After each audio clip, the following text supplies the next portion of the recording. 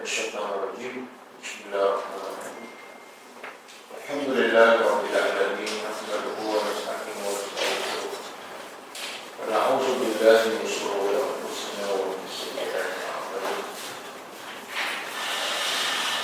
من يهده الله فلا مضل له ومن يضلل فلا هادي له أشهد أن لا إله إلا الله وحده لا شريك له وأشهد أن محمدا عبده ورسوله سبحانك لا علم لنا إلا ما علمتنا إنك أنت العليم الحكيم اللهم علمنا ما ينفعنا وانفعنا بما علمتنا وزدنا علما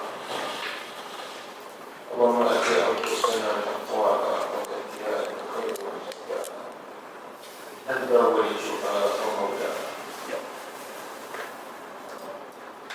رب يسر ولا تحسن رب تملك الخير أما بعد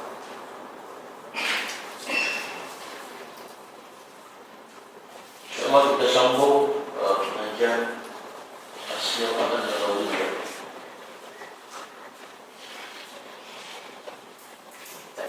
yang merupakan pelengkap kepada Al-Quran. Sehingga kata sahabat Nabi SAW, kami mempelajari sirah Nabi. Bagaimana kami mempelajari satu surah Al-Quran.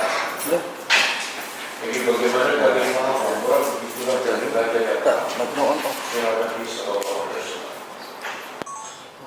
Tajuk kita yang pas ialah berkenaan dengan hijrah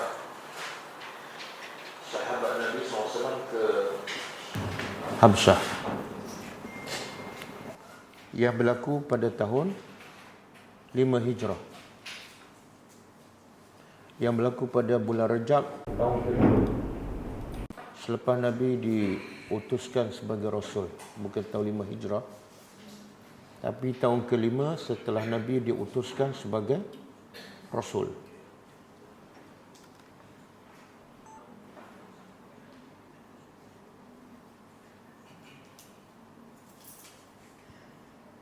Jadi antara sebab utama Nabi berhijrah,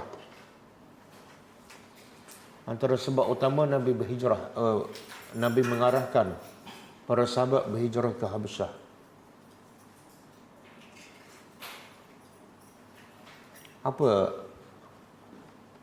Apa agak-agaknya apa dia?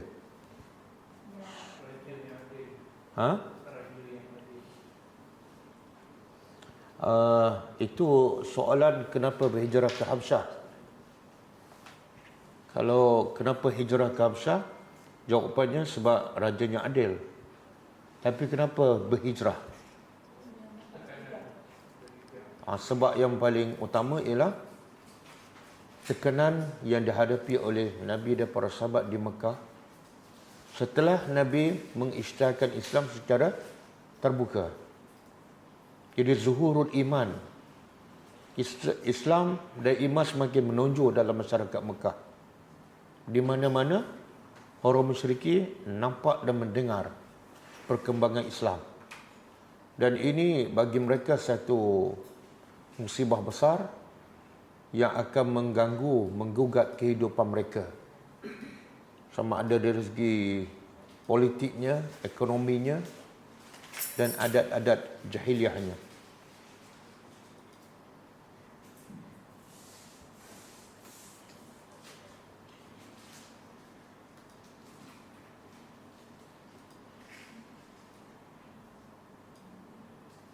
Dan ketika itu, ramai sahabat yang ditangkap, diseksa, bahkan ada yang dibunuh. Sebaliknya Nabi tak.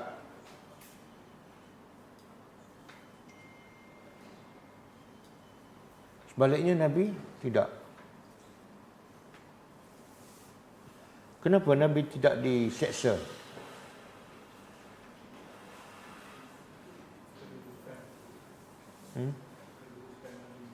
Sebab Nabi dilindungi oleh Abu Talib. Nabi dilindungi oleh Abu Talib. Dia orang miskin tak berani nak sentuh Nabi. Kalau dia maki pun maki daripada jauh lah. Tapi nak kata tangkap ke cederakan Nabi, tak ada.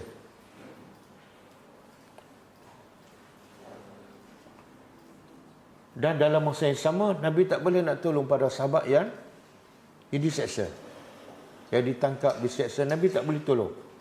Nabi tak boleh buat apa-apa. Bila Nabi lihat Ammar bin bapaknya Yasir, Sumayyah diseksa, Nabi hanya boleh mengatakan bahawa sabran ali Yasir, sabarlah keluarga Yasir, fa inna mau'idakumul jannah, sesungguhnya janji kamu adalah surga. Itu je. Nabi tak boleh tengok. Nabi hanya tengok kemudian memberi motivasi. Nak tahan orang musyrikin daripada terus menyeksa sahabat, Nabi tak boleh buat apa.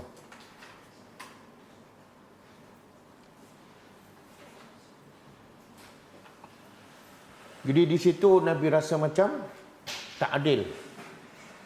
Di situ Nabi rasa macam tak adil. Apa dia? Sahabat kena seksa, Nabi tak boleh faham. Itu rahmat Nabi, rahmat dan keadilan Nabi. Nabi tak sampai hati melihat para sahabat diseksa depan mata, sedangkan Nabi tidak diseksa. Macam tak adil. Maka Nabi cari alternatif supaya Nabi dapat selamatkan sahabat daripada diseksa, ataupun menghalang orang musyrikin dari terus menyeksa para sahabat. Maka Nabi berkata kepada para sahabat, kamu pergilah ke Habsyah, kerana ini sebab kenapa Nabi pilih Habsyah. Sebab rajanya adalah adil, dalam riwayat lain salih.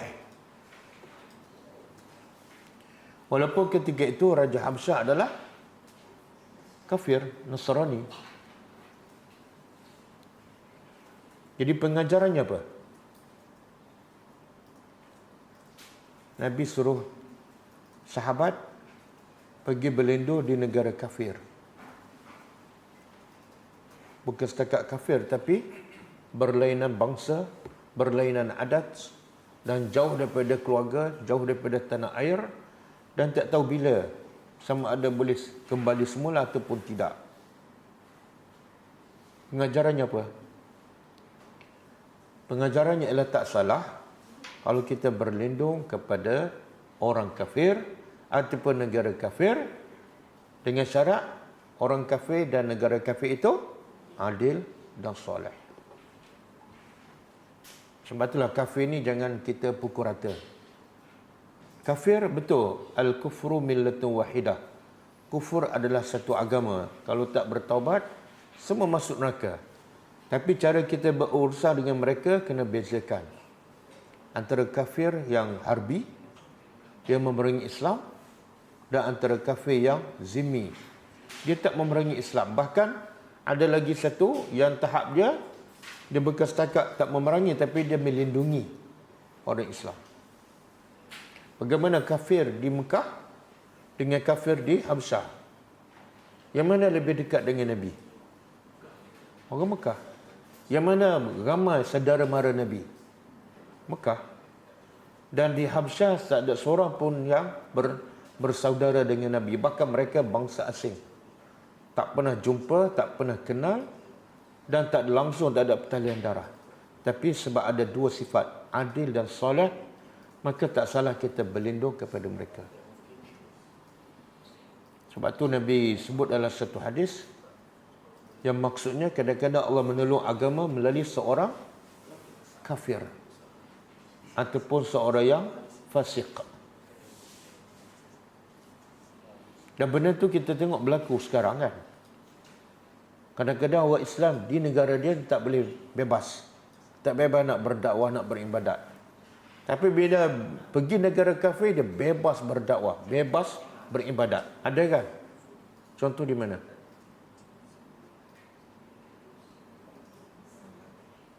Di mana? Ha? Negara apa?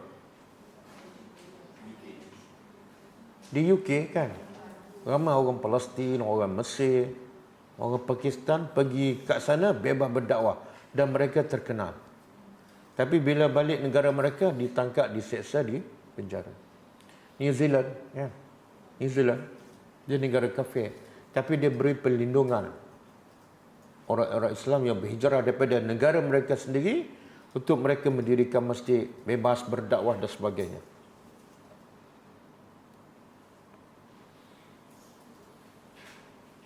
Okey, itu sebab pertama sahabat berhijrah ke Habsyah, iaitu Islam dah semakin meluas dan mengancam kedudukan orang musyrikin, maka tekanan dan siksaan orang musyrikin pada Islam semakin kuat. Maka Nabi rahmat kepada sahabat, Nabi kata pergilah berhijrah ke sana. Okey, sebab kedua, selamatkan akidah.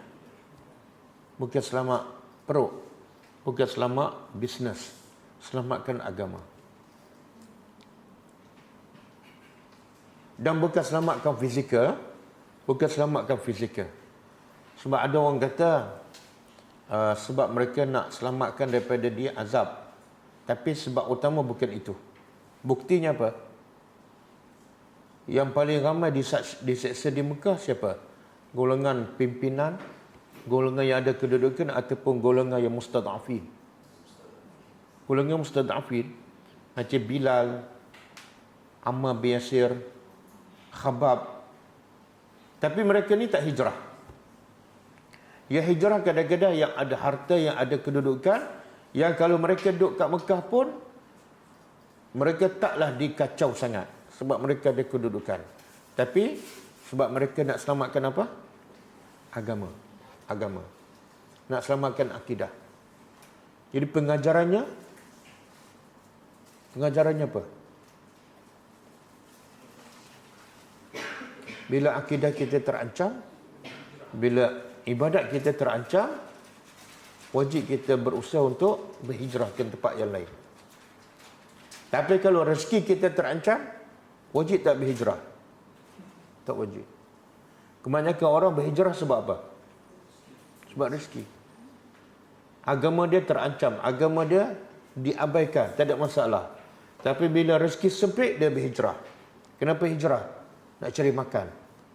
Makna nilai manusia bukan agama, tapi dunia. Itu beza. Sebab ketiga, nashru ad-da'wah kharij Makkah. Untuk menyebarkan dakwah di luar Mekah. Ini semua ni, bila kita baca sirah, semua cerita dakwah. Bila kita tak ada buat Al-Quran, semua cerita dakwah, dia selari. Cerita Al-Quran, cerita para rasul. Apa tugas para rasul? Berdakwah. Cerita Quran, kisah kaum-kaum yang menentang rasul. Kenapa mereka menentang? Sebab para nabi membawa dakwah. Bila kita baca sirah, sama, selari.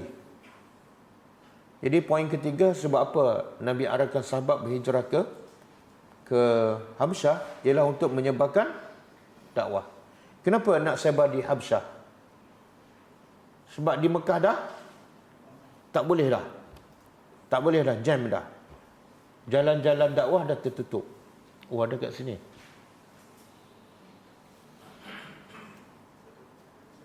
Tapi ini buku apa ni? Buku As-Sirah Nabawiyah As-Sahihah oleh Dr. Akram Adhiya Al-Umari kan. Yang saya baca poin-poin ni tak ada dalam buku ni. Saya ambil daripada buku lain. Yang pasal hijrah ke Habsyah, hijrah yang pertama kita dah baca minggu lepas. Cuma sekarang saya nak sebut poin-poin ataupun sebab-sebab kenapa Nabi arahkan sahabat berhijrah ke Habsyah. Jadi poin ketiga ialah untuk sebarkan dakwah. Subhanallah.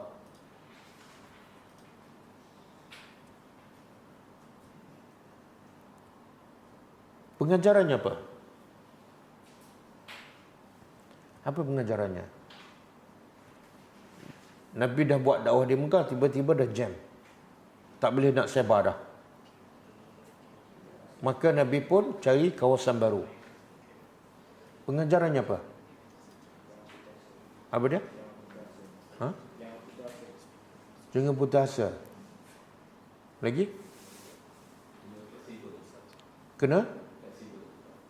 Apa maksud fleksibel? Ada satu poin yang ada kaitan dengan fleksibel tu.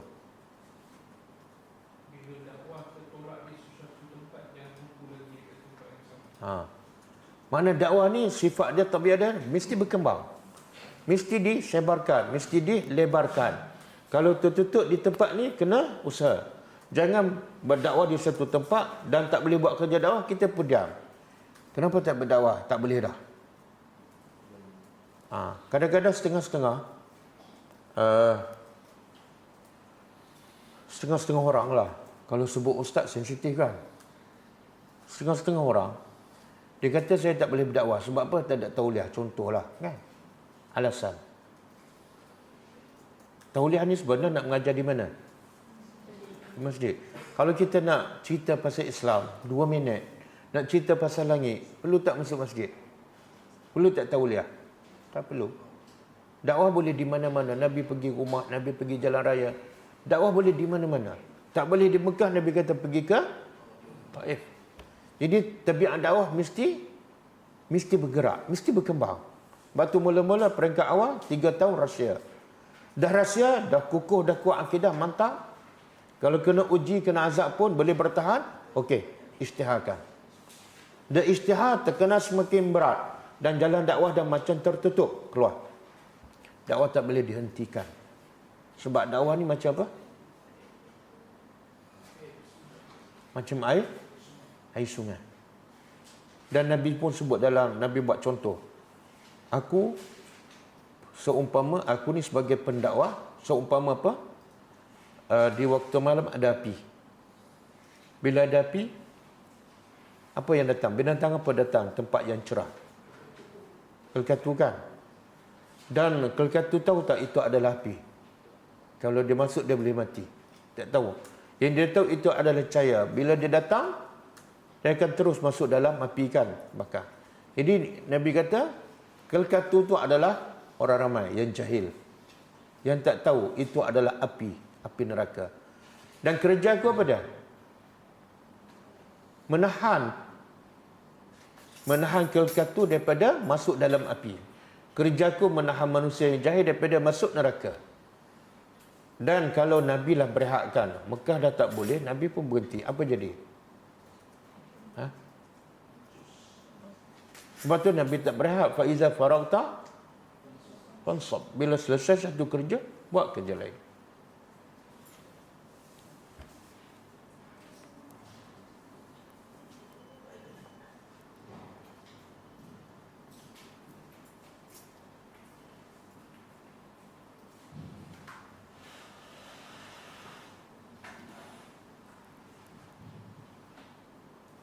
Okey.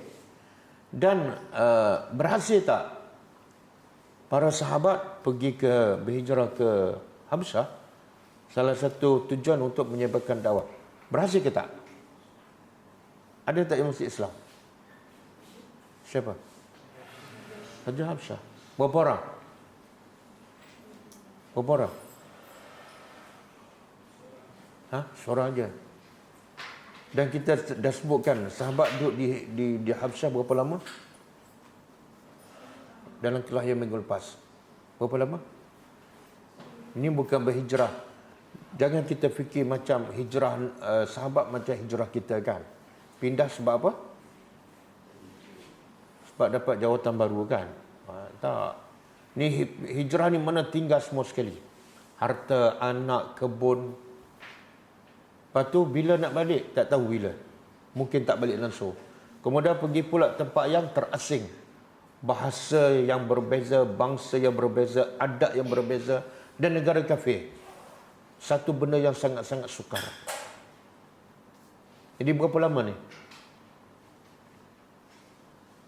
Yang last kali balik ialah Ja'far bin Abi Talib. Dia yang mula-mula pergi tahun ke-5 selepas Nabi dilantik sebagai Rasul, dan dia yang terakhir balik iaitu tahun ke-7 Hijrah, iaitu masa dekat dengan peperangan Khaybar. Jadi berapa tahun?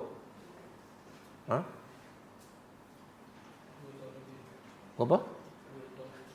Mana ada 2 tahun lebih? Dan dia berhijrah 5 tahun selepas Nabi dilantik sebagai Rasul. Jadi Nabi duduk kat Mekah berapa tahun? 13 tolak 5 berapa? 8. 8 campur 7 hijrah. 15 tahun. 15 tahun duduk negara asing yang berbeza agama, adat, bahasa. Sebab apa? Nak selamatkan agama.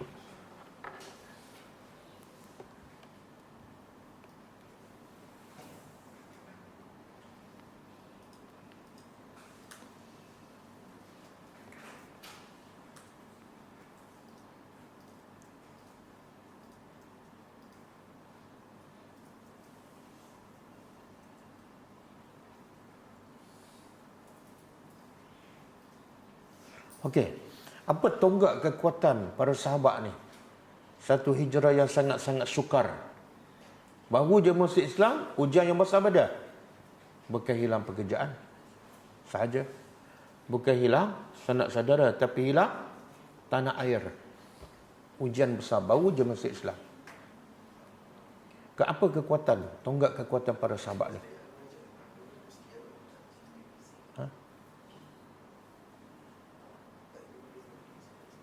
Apa dia? Keimanan kepada apa? Pertama, yang sebab itulah mesej yang Nabi sampaikan di peringkat awal di Mekah ialah 3 unsur. Satu, yakin pada Allah. Kita adalah hamba Allah dan wajib hanya sembah pada Dia. Yang kedua, yakin pada akhirat. Hidup untuk akhirat, bukan untuk dunia. Bila hidup untuk akhirat yang kekal abadi, maka bagi mereka nak tinggal dunia, nak tinggal harta, mudah aja. Sebab dalam kepala mereka, mereka tinggal yang kecil untuk dapat yang jauh lebih besar dan kekal abadi. Dan yang ketiga, beriman dengan pembawa risalah, iaitu Rasulullah. Arahan Nabi je, sami'na wa ata'na. Ini utusan Allah, Rasulullah. Beriman. Dan yang kedua, kekuatan kedua ialah tawakal. Serah pada Allah bulat-bulat. Semalam kita dah sebut kan. Cuba bayangkan, kalau sahabat ni, dia daripada Mekah nak pergi ke laut, ke pantai untuk naik sampan ataupun kapal, nak pergi ke Pulau Habsyah. Daripada Mekah ke Jeddah, untuk naik kapal, berjalan kaki. Berjalan kaki. Berapa orang peringkat pertama yang berhijrah?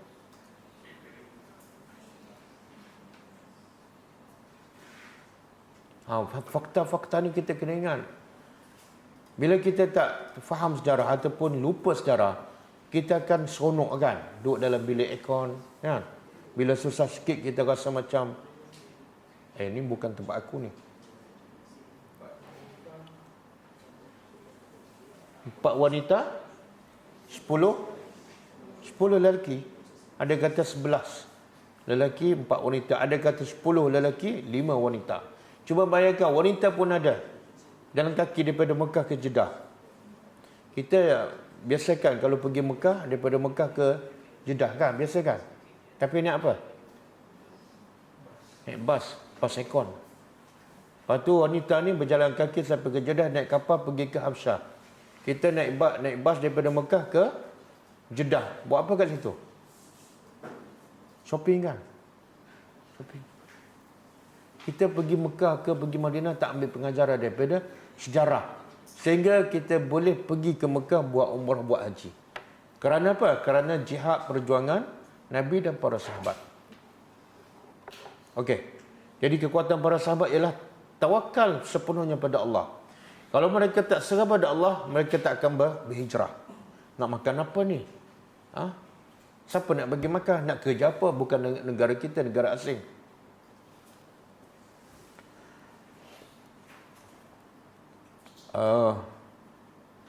Kalau kita tengok sifat tawakal ni antara orang kita lah, orang Malaysia dengan orang asing, mana tawakal yang lebih kuat?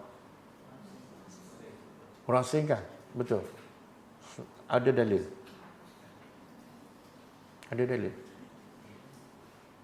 Kadang-kadang orang asing dia datang sini, dia tak tahu nak kerja apa kan.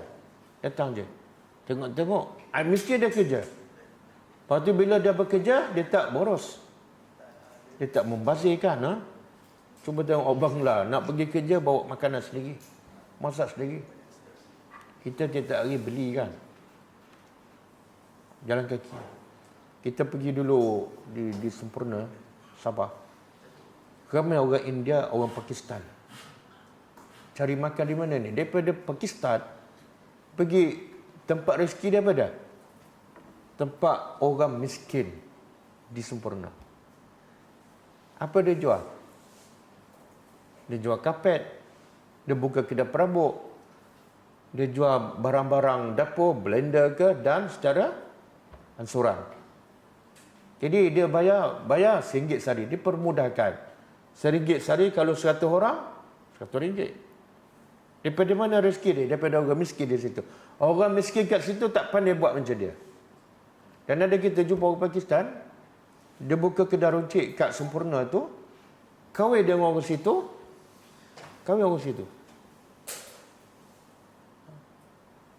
Kalau kita fikir macam mana dia boleh sampai ke situ kan? Sebab tawakal. Dia mana tahu ada kerja di mana kan? Ha? Rezeki dia mana? Tak ada, tawakal je. Samalah sahabat Nabi. Sahabat Nabi tak fikir dia pasal rezeki. Yang fikir apa dia? Nak buat kerja mulia. Bila buat kerja mulia dan kerja Allah, Allah yang suruh, kenapa nak fikir pasal rezeki? Betul kan? Takkanlah orang kafir yang lawan Tuhan, Allah bagi rezeki. Tiba-tiba kita yang taat perintah Allah, buat kerja Allah, Allah biarkan kita kelaparan. Tak masuk akal.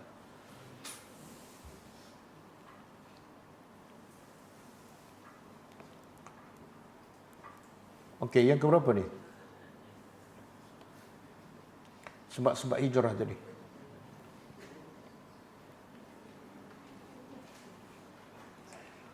Dan okey, dah habis dah. Sebab Nabi pilih Habsyah pula ialah sebab Habsyah ialah raja yang adil, raja yang soleh.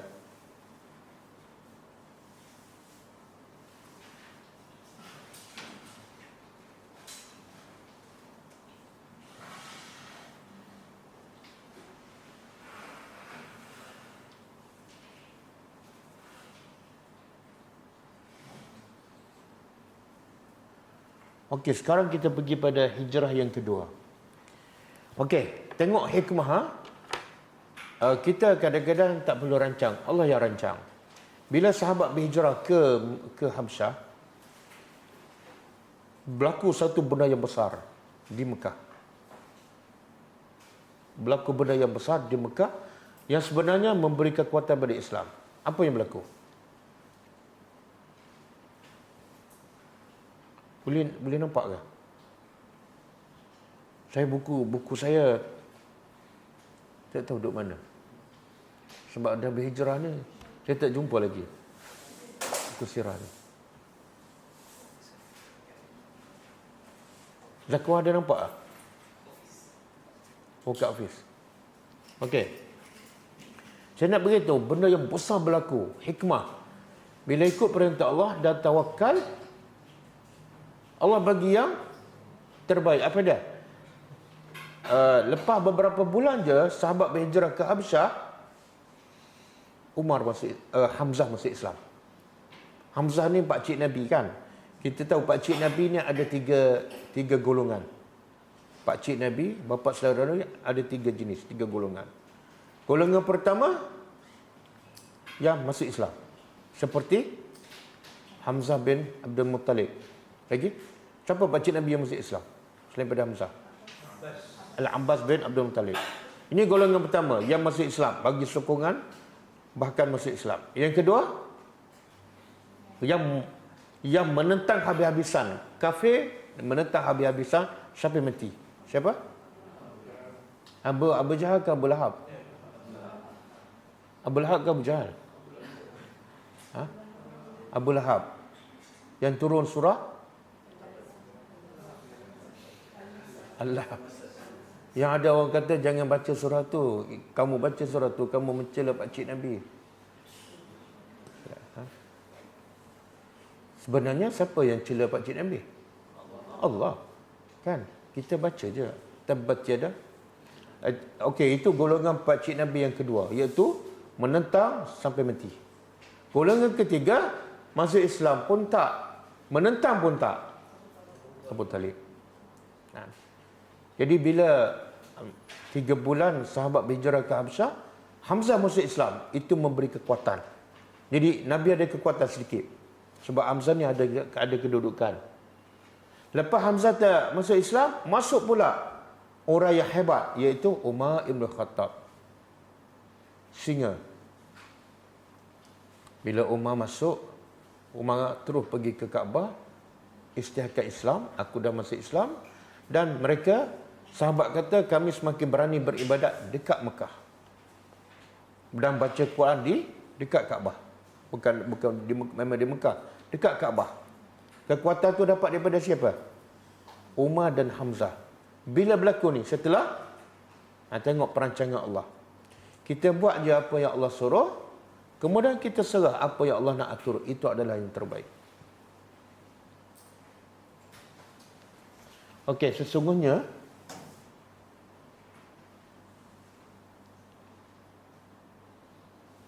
dan setelah Nabi hantar sahabat berhijrah ke Habsyah, orang musyrikin Mekah pun hantar wakil dia 2 orang ke Habsyah. Untuk apa ni?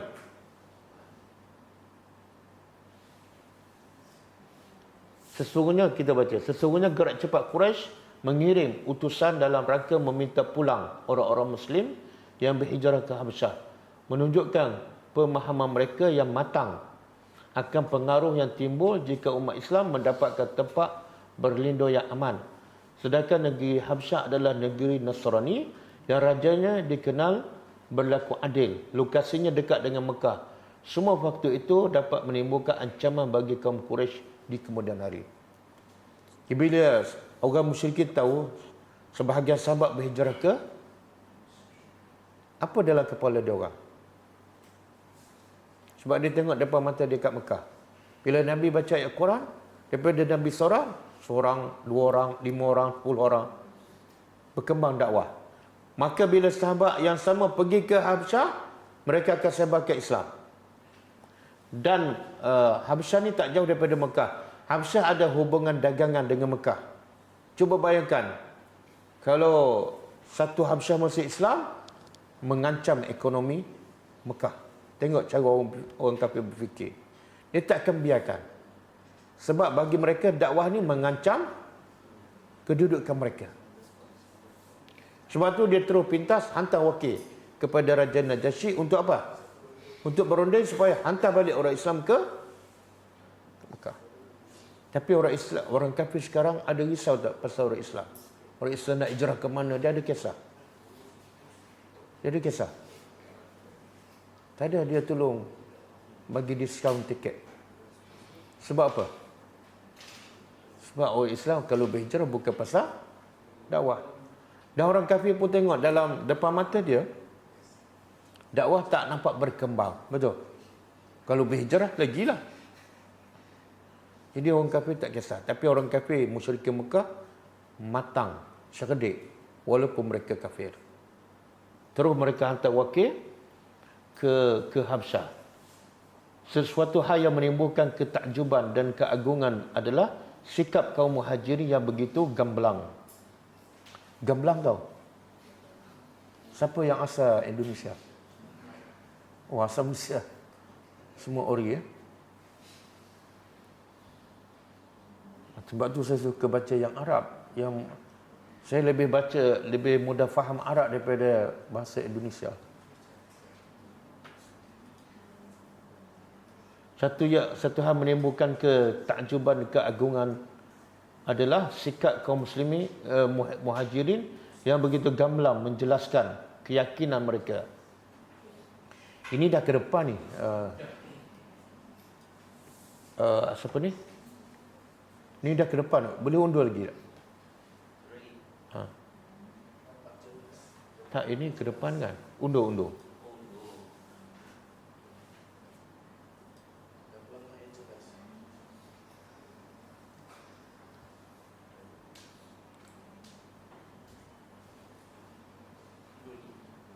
Tak bergerak. Lagi-lagi.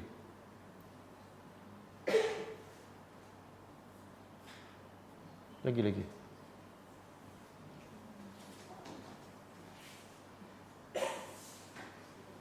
Okey. Lagi. Sikit lagi. Undur lagi.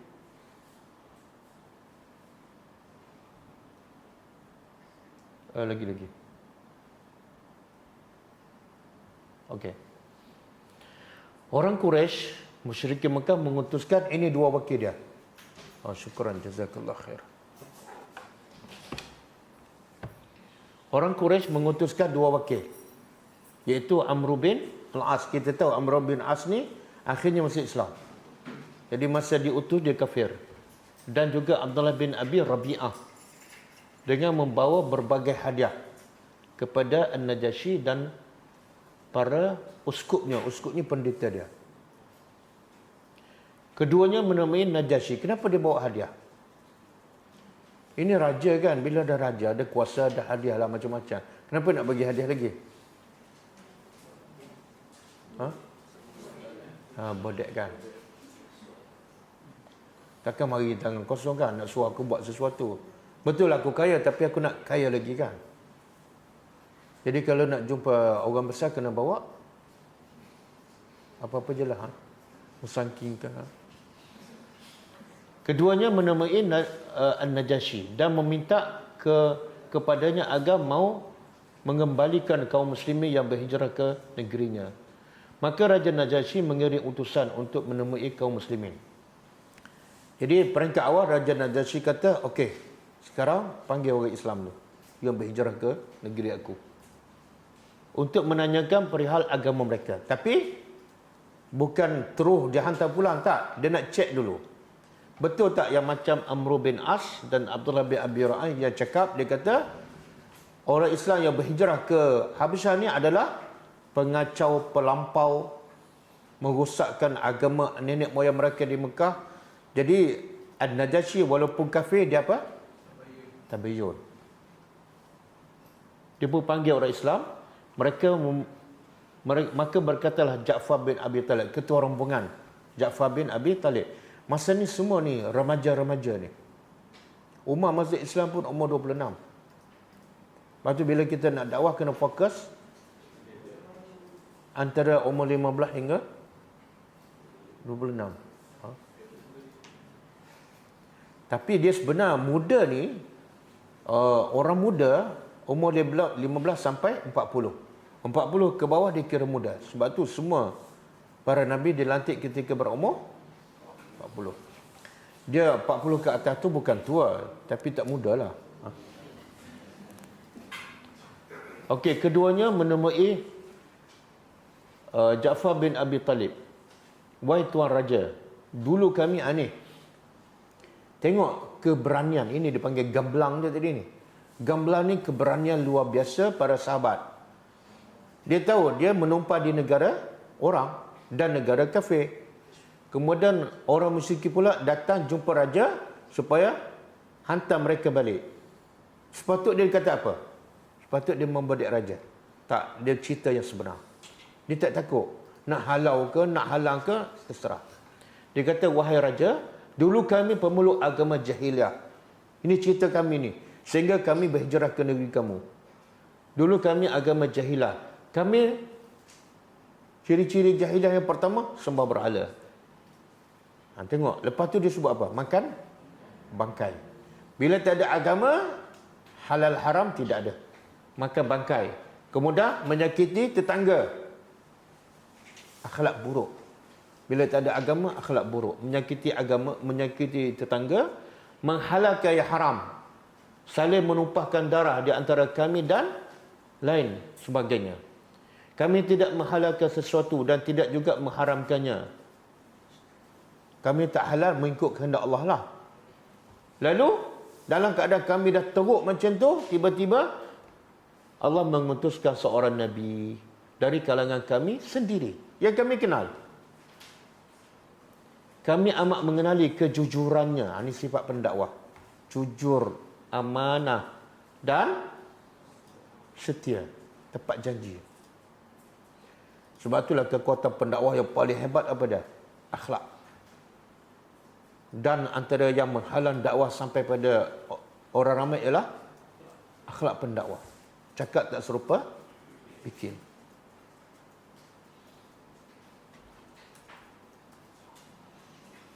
Ia mengajak kami, apa yang Nabi Muhammad ajak ni?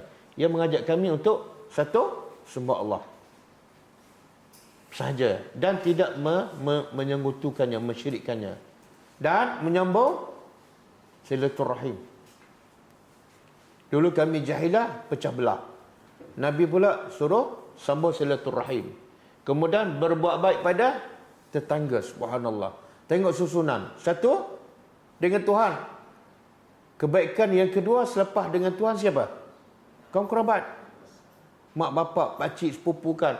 Lepas kaum kerabat, jiran. Akhlak. Tengok. Mana sahabat yang beriman ni tahu Nabi nak bawa akhlak yang mulia. Bukan sekadar akidah. Bukan sekadar baca kitab, tak. Akhlak yang mulia. Berbuat baik pada tangga dan melaksanakan solat. Sebab tu solat datang kemudian kan? Solat datang kemudian. Berpuasa dan tidak menyembah selainnya. Ia berkata, Raja Najasyi pun respon. Dia kata apa? Apakah engkau dapat menyampaikan apa yang dibawa oleh utusan Allah ini? Ada bukti tak? Yang kamu cerita ni ada bukti tak daripada Allah?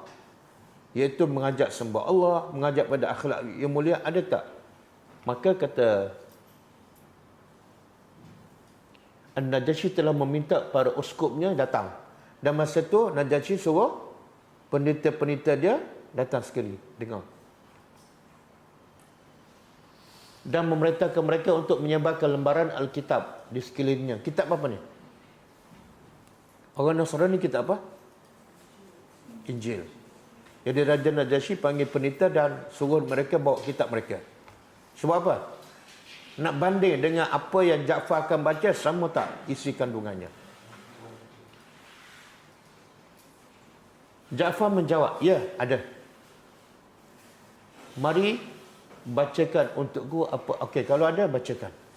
Maka ia membawa awal surah Maryam. Kaf, ha, ya, ain, sad. Ia pun menangis. Siapa menangis ni? Tengok, mesej dakwah. Mesej dakwah ni ayat Quran je. Faham tak? Ni bukan Nabi ni, ni Ja'far bin Abi Talib. Baru je masuk Islam. Tapi bila nak sampai ke Islam dengan apa? Al-Quran. Tengok kesan Quran dengan kesan kata-kata manusia. Walaupun dibaca pada orang kafir, apa kesannya? Nangis. Masa ni Najasyi masih Nasrani, masih kafir. Tapi kesan Al-Quran, dia kata-kata Allah tak mungkin sama dengan kata-kata manusia. Sebab itulah bila nak berdakwah, bila nak cakap pasal Islam, cakaplah, bawalah Al-Quran, bawalah hadis. Jangan degar-degar setengah jam, satu ayat pun tak ada. Lepas tu orang gelak. Itu bukan dakwah, itu raja lawak.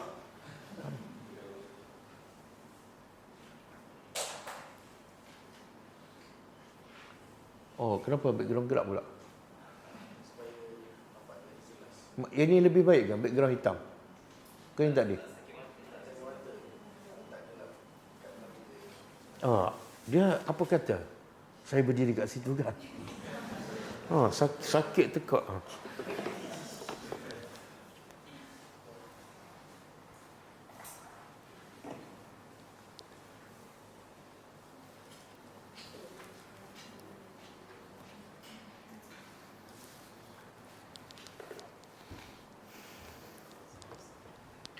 Okey, kita ada pembaris ni.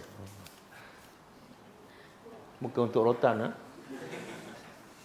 Okey. Kat mana tadi? Ni bawah. Kaf haya Isas. Hingga membasahi, maka ia pun menangis. Najasyi menangis. Hingga membasahi janggutnya. Najasyi, Nasrani pun ada janggut. Takkan kamu orang beriman tak ada janggut? Demikian pula para uskupnya, iaitu pendetanya, hingga semua pakat menangis, membasahi lembaran besar. Menangis sampai basah lembaran kitab dia. Lalu ia pun berkata, sesungguhnya ucapan ini keluar daripada Mishkat, yang pernah dibawa oleh Musa. Pergilah kalian dalam keadaan terbimbing di negeriku. Bila Najasyi dengar ayat Quran, dia faham. Apa yang dia faham? Isi kandungan yang dibaca oleh Ja'far, iaitu Al-Quran, sama dengan isi kandungan kitab mereka Musa. Jadi kalau aku beriman dengan apa yang Musa bawa, kenapa aku nak menentang dengan apa yang Muhammad bawa? Sebab sama, betul? Kalau aku menentang yang tu dan beriman dengan Injil, makna apa? Aku berpura-pura. Sebab sumbernya sama. Maka dia kata apa? Sekarang, kamu pergilah, wahai orang beriman, dan kamu bebas berada di negeri aku. Satu tamparan kepada wakil duta kerajaan musyrikin Mekah. Tengok macam mana orang kafir berfikir. Kesan apa tu? Kesan Al-Quran. Kalau dia tak buat Al-Quran, mungkin Najasyi kata, okey, kamu ni merapu ni, tak ada dalil pun. Balik semula ke Mekah. Tapi bila Quran, dia tak boleh nak kata apa. Ini kata-kata Allah. Dan pengajarannya, walaupun dia kafir, tapi sekali dengar, menangis. Kita orang Islam, kan? Daripada lahir. Tapi dalam hidup kita, berapa kali kita baca Quran dan berapa kali kita menangis.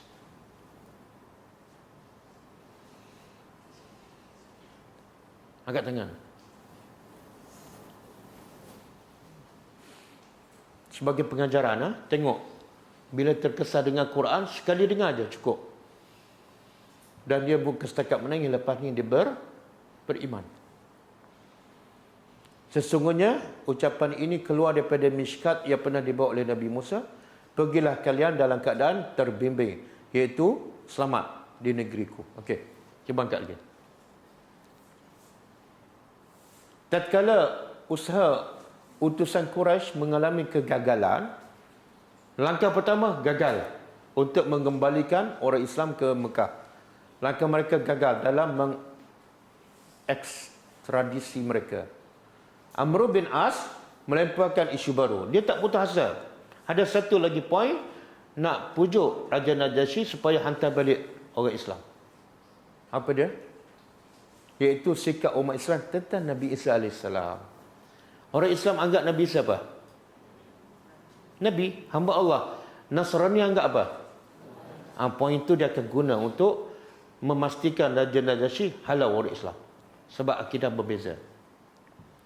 Ia berkata pada An-Najasyi, wahai Raja, sesungguhnya mereka ni orang Islam berkata tentang Isa perkataan yang amat berat.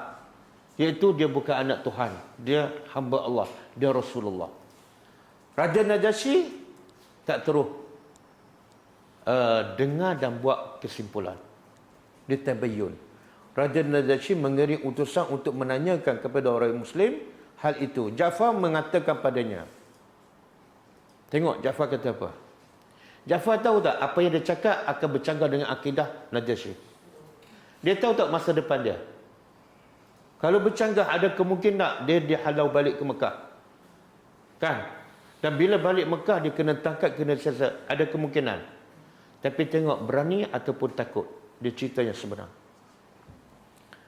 Ja'far menyatakan kepada Raja Najasyi, kami berpendapat dia adalah hamba Allah dan utusannya. Kalimah dan rohnya yang dia sampaikan pada Maryam, sang perawan suci. An-Najasyi menjawab, tidak lain apa yang aku sampaikan perihal Isa bin Maryam, kecuali seperti potongan dahan ini.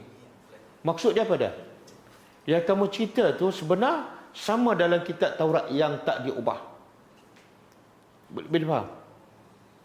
Kita kalau kena halau, lepas tu pergi negara kafir, lepas tu orang suruh cerita apa yang kita bawa dan bercanggah dengan negara kafir yang bagi perlindungan pada kita. Kita berani tak cakap yang sebenar? Berani? Susah kan? Ini dia panggil apa ni? Dari mana mereka dapat kekuatan? Iman. Dia tak fikirkan nak balik semula ke Mekah, baliklah. Tapi jangan berbohong. Jangan bertolak ansur dalam bab kebenaran akidah. Kemudian, cuba angkat sikit. Kemudian ia memberikan jaminan keamanan kepada kaum muslimin. Dia beri keamanan kepada orang Islam walaupun dah dua isu. Mereka dapat tinggal menetap berdampingan dengan pelindung yang baik dan negeri yang baik. Sebagaimana peristiwa ini disampaikan oleh Ummu Salamah. Cerita ni semua dicerita dalam hadis sahih oleh Ummu Salamah. Dan kita tahu Ummu Salamah juga antara orang yang berhijrah ke Habsyah. Riwayat yang sahih menyebutkan bahawa para pendeta dan rahib yang menghadiri majlis Najasyi dan mendengar Al-Quran berlinang air mata mereka tatkala mengetahui kebenaran. Walaupun mereka pendeta, tapi mereka menangis. Kita ada baca ayat ni sebelum ni? Belum? Belum lah?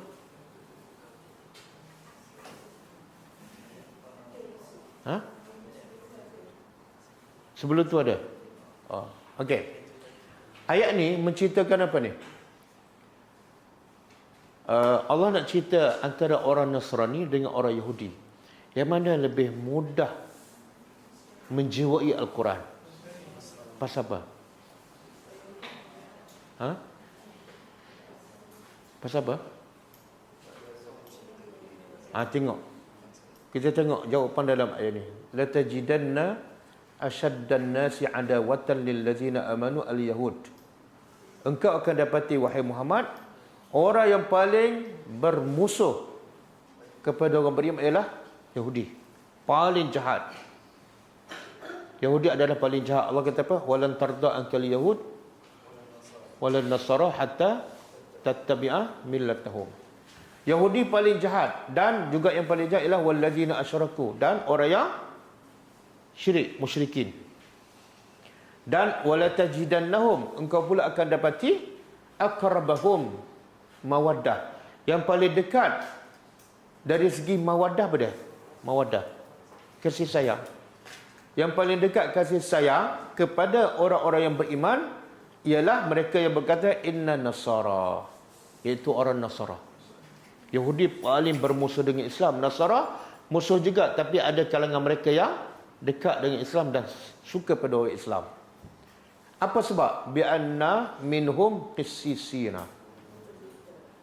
Sebab sebahagian mereka ada pendeta dan ruhban.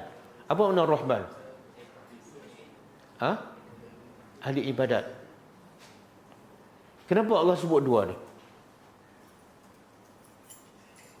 Pendeta dan ahli ibadat. Apa kelebihan dua ni? Allah nak begitu sebab dua ni lah mereka lebih dekat dengan Islam dan lebih mudah. Bila dengar Quran mereka boleh menangis. Kesisina pendeta, dia berilmu. Asas kekuatan ialah ilmu. Yang kedua, rohban ialah orang beribadat. Orang suka beribadat, hatinya lembut. Yang hati keras tu sebab dia jauh daripada ibadat, kan? Susah nak berzikir, susah nak bangun malam, hati dia keras. Jadi bila ada dua unsur, ilmu dan ibadat, dia lebih dekat pada Islam. Wa annahum, dan hasil daripada ilmu dan ibadat, mereka tidak la yastakbiru, tidak sombong. Yang biasa sombong ni siapa? Orang jahil dan orang yang tidak beribadat. Kemudian Allah rakamkan, wa iza sami'u, dan apabila mereka mendengar ma unzila ila rasul, apa yang telah diturun kepada rasul, apa berlaku? Bila mereka dengar apa yang diturun kepada rasul, iaitu Al-Quran, tara, engkau melihat a'yunahum, mata-mata mereka tafidu minad dam'i. Apa dah tafidu? Tafidu bukan setakat berlinang, melimpah. Fadha yafidu. Dia kata kalau banjir besar dia panggil faidan. Maknanya air mata bukan setakat mengalir tapi melimpah. Bila dengar ayat Al-Quran, mata mereka mengalir. Sebab apa? Mimma arafu. Ini salah ni. Ra baris atas, salah baris. Dia mimma arafu. Betul? Sebab apa mereka menangis? Sebab mereka tahu, mereka faham kebenaran daripada ayat tersebut. Lalu mereka terus berkata, Rabbana amanna, wahai Tuhan kami, kami telah beriman. Faktubna, maka catiklah kami bersama orang-orang yang menjadi saksi. Subhanallah. Nampak tak? Kesan apa ni? Al-Quran. Dengar Al-Quran terus beriman. Jadi kekurangan pendakwah yang paling ketara ialah bila bercakap jarang keluar Al-Quran. Sebab tu kadang-kadang bila tak keluar Al-Quran, kadang-kadang menjadi apa? Kesannya apa? Gaduh, kan, dengki, berdendam. Tapi kalau keluar Al-Quran, yang bermusuh pun jadi berkasih sayang. Bagaimana ni? Okey, boleh angkat lagi. Ini surah Al-Ma'idah ayat 82 83. Okey. Sesungguhnya gerak cepat Quraisy mengirim utusan dalam rangka meminta pulang orang-orang Muslim yang berhijrah ke Habasyah, menunjukkan pemahaman mereka yang matang. Jadi orang kafir ni matang juga, tapi matang cara jahat lah. Akan pengaruh yang timbul jika umat Islam mendapatkan tempat berlindung yang aman. Sedangkan negeri Habasyah adalah negeri Nasrani yang rajanya dikenal berlaku adil. Sebab tu ada ayat surah Rum, Ghulibatir Rum, kan? Rum dikalahkan. Rum dikalahkan oleh siapa? Parsi. Kemudian Allah kata apa? Lepas tu Ghulibatir Rum, kuat sikit. Rum ni ahli kitab Nasrani dikalahkan oleh siapa? Parsi. Parsi ni yang penyembah api, beragama Majusi. Jadi Rom, Parsi mengalahkan Rom, ahli kitab. Dan orang lepas tu Allah kata apa? Selepas tu Rom pula akan menang dan mengalahkan Parsi. Dan bila Rom mengalahkan Parsi, wa yauma idzin yafrahul mu'minun, pada hari itu orang beriman suka. Bila Rom yang beragama Nasrani mengalahkan Parsi yang beragama Majusi, orang Islam suka. Tahu pasal apa? Sebab bila ahli kitab menang, lebih mudah dakwah disampaikan. Sebab mereka ada ilmu berbanding dengan Majusi. Adalah negeri Nasrani yang rajanya dikenal berlaku adil. Lokasinya dekat dengan Mekah. Semua faktor itu dapat menimbulkan ancaman bagi kaum Quraisy di kemudian hari. Suatu hal yang menimbulkan ketakjuban dan keagungan adalah sikap kaum Muhajirin yang begitu gamblang. Gamblang apa tadi? Kita dah faham kan? Berani menjelaskan keyakinan mereka tentang Nabi Isa. Walaupun yang dijelaskan bercanggah dengan raja yang bagi perlindungan kepada mereka. Sekalipun mereka berbeza dengan golongan Nasrani yang ada di Habasyah. Mereka tidak berusaha untuk bermanis-manis. Bermanis ni makna berpura-pura, bermuka-muka dengan para uskup yang hadir saat itu, kerana takut akan diserahkan pada orang Quraisy. Maka Allah pun memberi apa balasan? Keberanian. Berani dan bercakap benar. Apa balasan? Allah memberi balasan kebaikan pada mereka dan memberikan rasa aman di negeri hijrah mereka. Nampak? Itu ada satu hadis Nabi kata apa? Ihfazillah yahfazka. Kalau kamu jaga Allah, Allah akan jaga kamu. Tengok orang berhijrah ni, dia jaga agama Allah, bercakap benar, Allah jaga mereka walaupun di negeri kafir. Namun tidaklah dapat dilupakan bahawa meninggalkan kampung halaman adalah hal yang tersulit yang dihadapi oleh seseorang, dan ia tidaklah akan melakukannya kecuali sangat terpaksa. Adalah kaum muslimin yang berhijrah adalah bangsa Arab yang hidup di tengah komunitas asing, iaitu orang Habasyah, yang tidak terikat oleh hubungan kekerabatan, tidak ada hubungan kekeluargaan dan juga bahasa. Terlebih lagi keberadaan mereka di tengah komunitas Nasrani yang berbeza dari segi keyakinan, kecuali An-Najasyi yang akhirnya masuk Islam dan menyembunyikan keislamannya daripada hadapan kaumnya. Jadi yang dapat berita sahih yang masuk Islam seorang je. Sebab tu bila Najasyi mati, tak ada siapa nak solat, sebab semua rakyat dia kafir. Kan?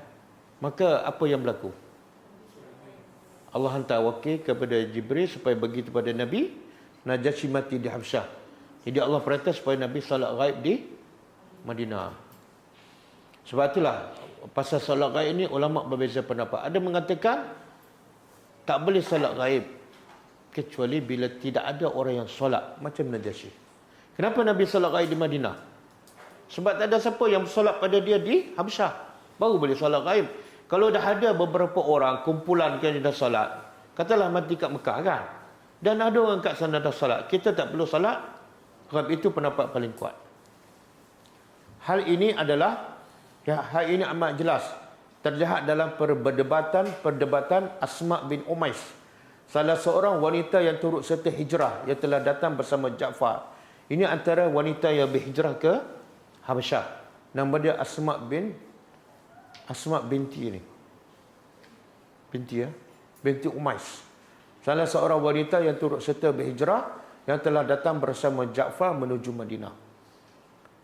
Bila rombongan terakhir daripada Habsyah sampai ke Madinah, dia berhijrah daripada mana? Mekah.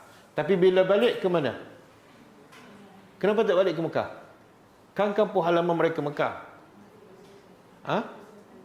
Apa dia?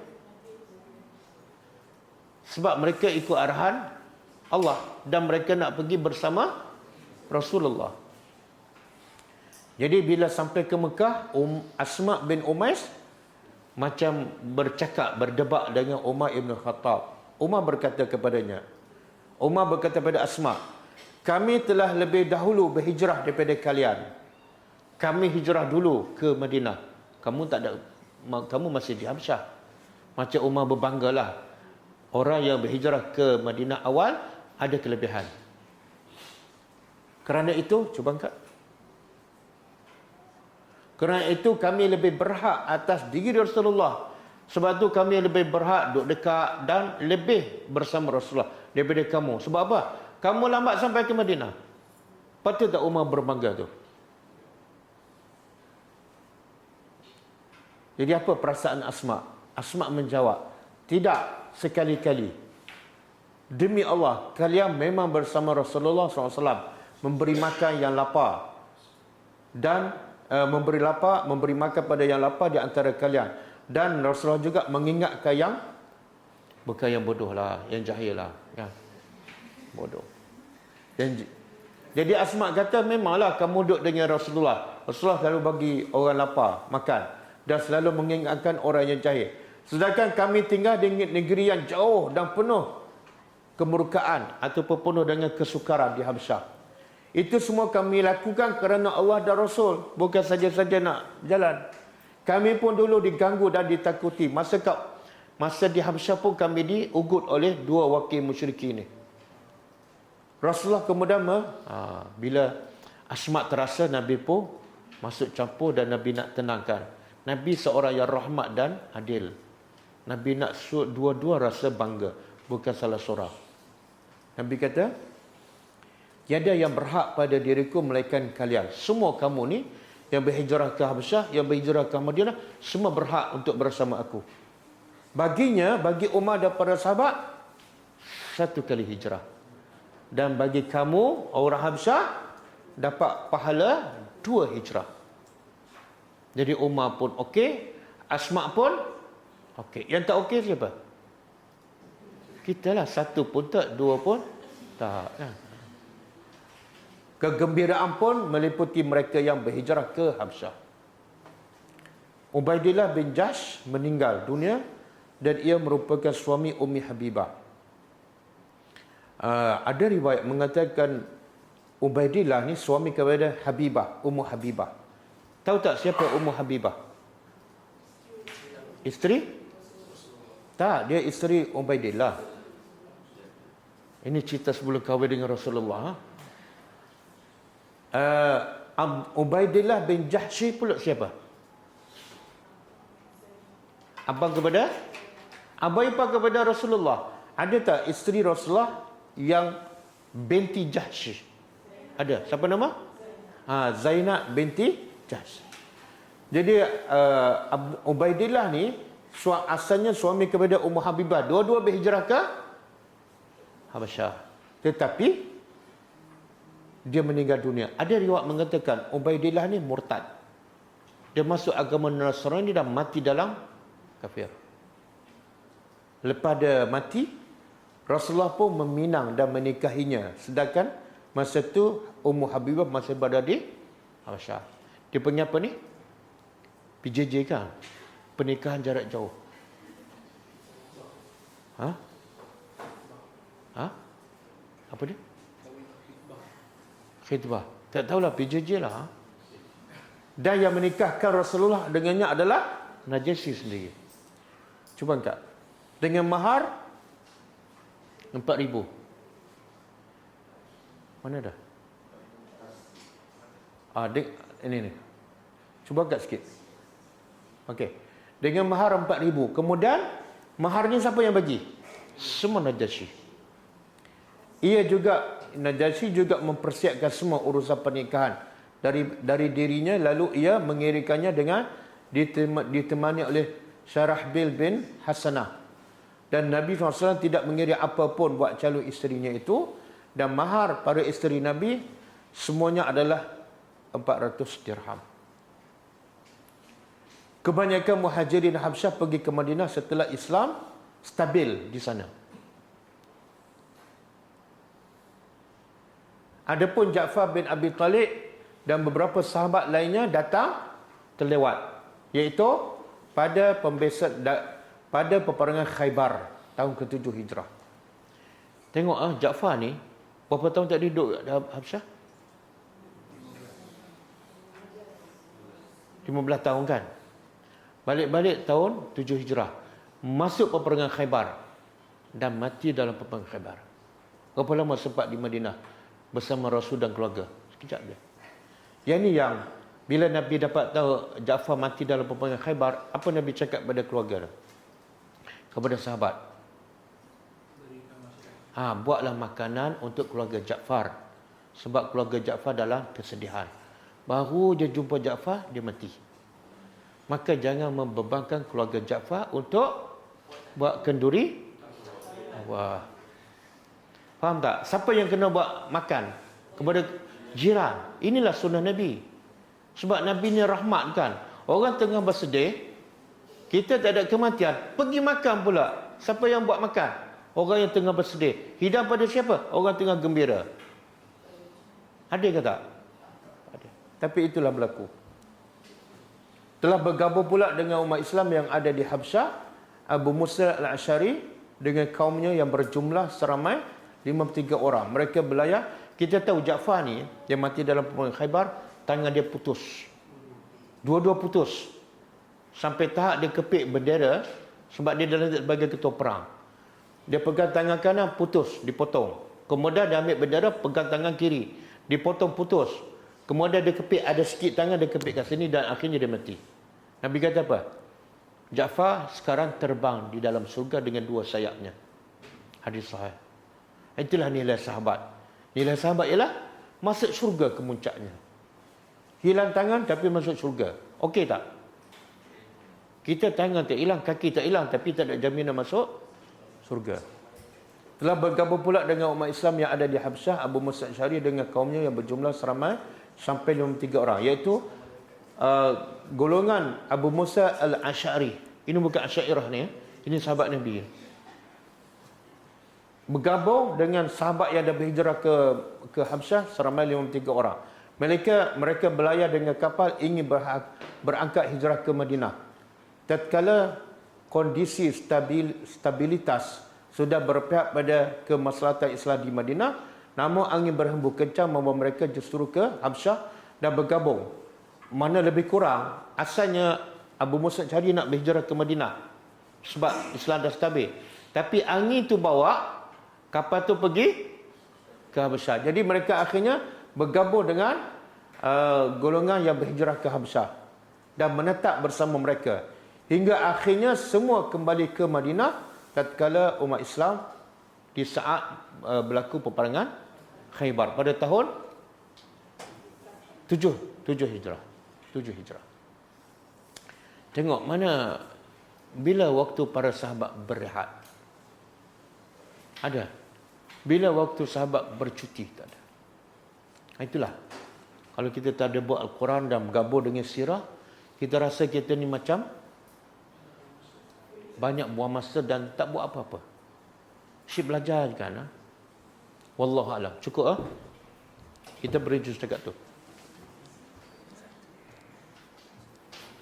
Ini kisah orang masuk Islam. Okey, ada soalan?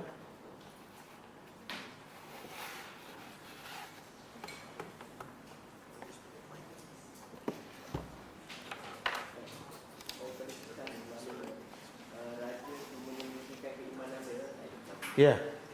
Raja Najasyi sembunyikan Islam dia sampai dia mati. Kenapa dia sembunyikan? Adakah dia penakut? Tak.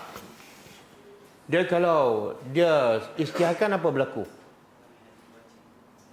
Kalau dia isytiharkan, mungkin dia dibunuh. Bila dia dibunuh, naik raja yang zalim. Siapa akan menderita? Rakyat. Jadi dia jaga masalah umum.